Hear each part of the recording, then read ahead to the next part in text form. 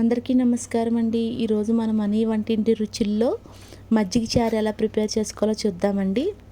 ఈ వేసవిలో 5 నిమిషాల్లో మజ్జిగ చారు చేసుకుని తింటే కడుపులో హాయిగా ఉంటుందండి. వారానికి 2 సార్లు అయినా ఈ వేసవి కాలంలో ఇలా మజ్జిగ చారు పెట్టుకుని తింటే చాలా బాగుంటుందండి. మజ్జిగ చారు ఎలా ప్రిపేర్ చేసుకోవాలో చూద్దామండి. దీనికి ముందుగా కావాల్సిన పదార్థాలు ఏంటో చూద్దాము. 3 మీడియం సైజు ఉల్లిపాయలు తీసుకోవాలి. అలాగే కొంచెం కొత్తిమీర, కొంచెం కరివేపాకు, చిన్న అల్లం ముక్క, ఒక 5-6 పచ్చిమిరపకాయలు తీసుకోవాలి. ఉల్లిపాయలు ఇలాగా చూపిస్తున్న విధంగా చీరికలుగా కట్ చేసుకోవాలండి. ఎంత సన్నంగా వీలైతే అంత సన్నంగా ఉల్లిపాయలు కట్ చేసుకుంటే మజ్జిగ చారులో చాలా బాగుంటుందండి.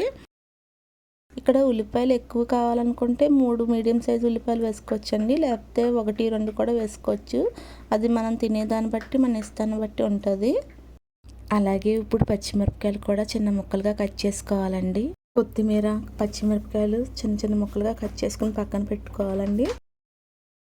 అలాగే అల్లం కూడా చిన్న ముక్కలుగా కట్ చేసుకున్నా పర్లేదు, ఇలా నేను చూపిస్తున్న విధంగా తురుముకున్నా పర్లేదు. అల్లం అయితే నేను తురిమి పక్కన పెట్టుకోవాలండి. ఇప్పుడు 1 లీటర్ పెరుగు తీసుకుని కవ్వతో చిలుక్కోవాలండి. కొద్దిగా వాటర్ పోసుకుని ఒక 5 నిమిషాలన్నా కవ్వతో చిలుక్కుంటే మనకి మజ్జిగ చారు టేస్ట్ బాగుంటుందండి. మనకి పలుచగా కావాలంటే కొంచెం ఎక్కువ వాటర్ పోసుకోవాలి.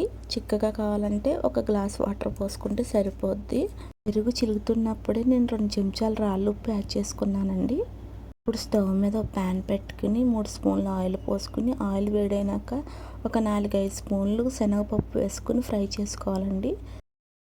మజ్జిగ చారులో శనగపప్పు ఎక్కువ వేసుకుంటే చాలా బాగుంటుందండి. మధ్యలో పండుగ తగులుతా శనగపప్పు కొంచెం ఫ్రై అయినాక ఒక 1/2 స్పూన్ ఆవాలు, 1 స్పూన్ జీలకర్ర, 1 స్పూన్ మినప్పప్పు, 4 ఎండుమిర్చి వేసుకుని బాగా ఫ్రై చేసుకోవాలండి.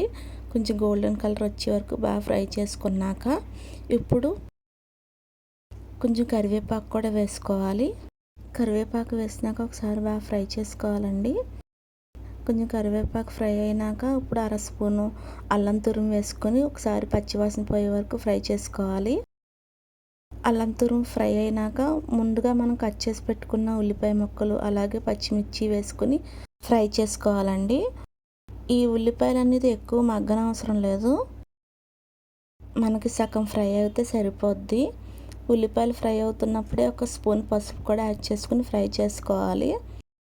ఉల్లిపాయలు ఇంకా క్రంచీగా పచ్చిగా తగలాలనుకుంటే సగం ఉల్లిపాయలు వేసి ఫ్రై చేసుకుని సగం పచ్చిగానే పక్కన పెట్టుకుని ఈ తాలింపు కలుపుకుంటున్నప్పుడే ఉల్లిపాయలు కూడా కలుపుకోవచ్చు.